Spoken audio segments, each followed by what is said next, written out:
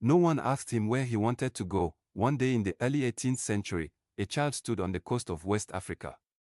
The air tasted of salt and uncertainty. Ships came and went, bearing goods, soldiers, missionaries, and sometimes people. Before he could imagine the size of the world had already decided his direction. He was taken to Europe, a place that would rename him, baptize him, and display him inside aristocratic halls.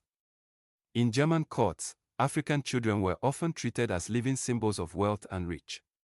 He was expected to be ornamental, a conversation piece dressed in fine fabric, but the boy watched, he listened to scholars debate.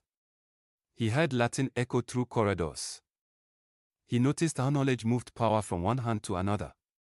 If education was a gate, he would learn how it opened. The court sponsored his schooling.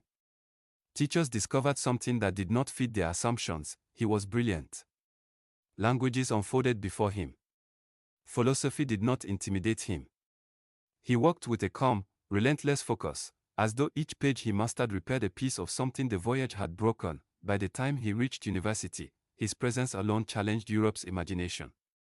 Many intellectuals of the era argued Africans lacked reason. Yet here he was, reading, disputing, excelling, becoming the contradiction that could not be ignored at the University of Halle. He wrote and defended academic arguments in Latin, the language of scholars. He moved from student to lecturer.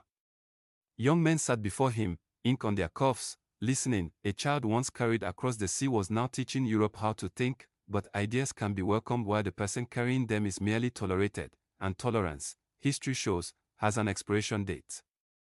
Fame is a delicate shelter. For a time, Anton Wilhelm Omo was celebrated as evidence of enlightenment, a symbol that learning could polish anyone. Yet admiration began to shift. Political winds changed. Theories of race grew sharper, more defensive. Europe was building empires and needed intellectual excuses to do it. A black professor complicated the story. Whispers followed him. Satirical attacks appeared. Students who once listened with curiosity began to treat him as novelty again, not authority. Invitations slowed. Respect cooled. Imagine standing in a lecture hall, knowing you must be twice as perfect to be considered half as equal. Still, he wrote. He argued about the relationship between mind and body, about human dignity, about the nature of knowledge itself.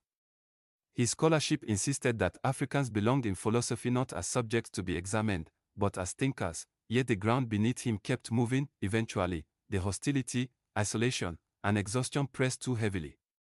After decades in Europe, he chose to return to the African coast from which he had been taken as a child.